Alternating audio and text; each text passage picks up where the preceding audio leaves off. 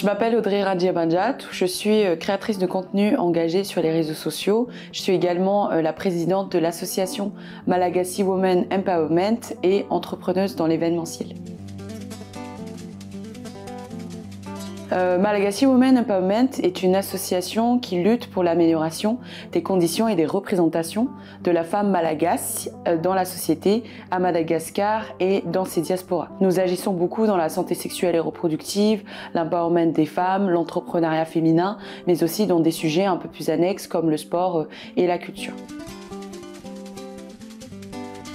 Actuellement, nous avons créé un festival avec l'association HAL qui aura lieu à Paris la semaine prochaine. Et pour nos actions à Madagascar, nous allons distribuer plus de 8000 serviettes hygiéniques lavables dans plusieurs régions. Nous avons également mis en place des formations pour l'empowerment et l'entrepreneuriat de femmes dans des zones franches. Et aussi, nous avons créé un centre de santé sexuelle et reproductive qui se trouve à Amboutcharab.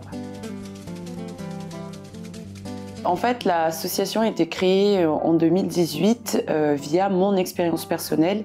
C'est que moi, j'ai été agressée 2 fois à Tana et aussi à Paris. Et l'idée, c'était justement de pouvoir me faire entendre par rapport à tout ça, de pouvoir lever ma voix pour d'autres femmes, aussi de faire en sorte que ces histoires ne se répètent plus. Et c'est pour ça que j'ai créé Malagasy Women Empowerment en 2018, dans l'idée justement déjà de pouvoir aider les femmes qui sont dans le besoin et aussi de nous pousser à briser la loi du silence et à parler de nos histoires.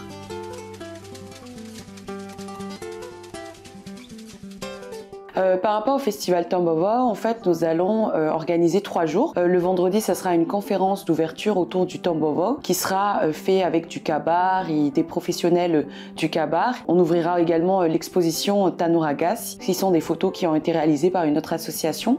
Nous allons ensuite, samedi et dimanche, organiser un marché solidaire avec de la food, des entreprises malgaches, des associations. Il y aura plusieurs activités, fresques du climat, fresques de l'écoféminisme, escape game, et évidemment donc 2 formats festifs, une soirée, un showcase. Autour de ça, évidemment, on a plein d'autres activités comme les contes pour enfants ou encore les projections de ciné-débat qui auront lieu donc dans la serre de la recyclerie.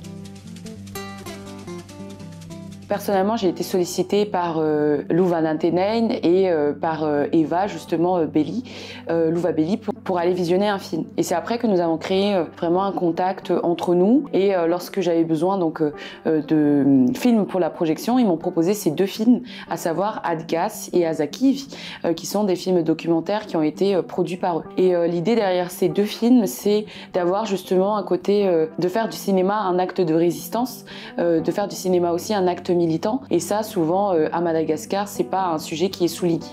Après, le documentaire qui est Unite for Bissau, c'est que nous avons été contactés également par la boîte de production pour diffuser ce film, et comme c'est un film qui traite de sujets très difficiles tels que les mutilations féminines ou encore l'agroécologie, le rôle des femmes dans la société guinéenne, en fait je trouvais que c'était hyper pertinent par rapport au festival et les sujets qu'on traite en général. Alors, on se retrouve le vendredi 28, le samedi 29 et le dimanche 30 mars à la recyclerie Paris 18e. Au niveau des horaires, on ouvre à 11 h et le samedi, par exemple, il y a une soirée festive qui termine à 2 h. Sinon, le dimanche, on sera entre 11 h et 19 h. Vous avez aussi un showcase qui va commencer à 19 h.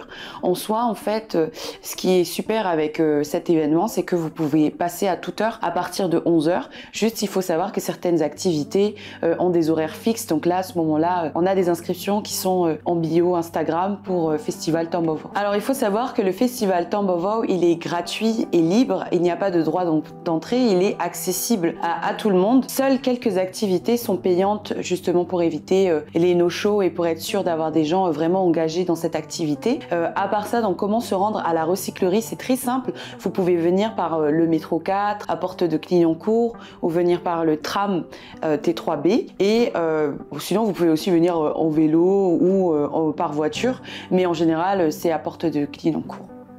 Ok. Je pense que tout est bon. Yes.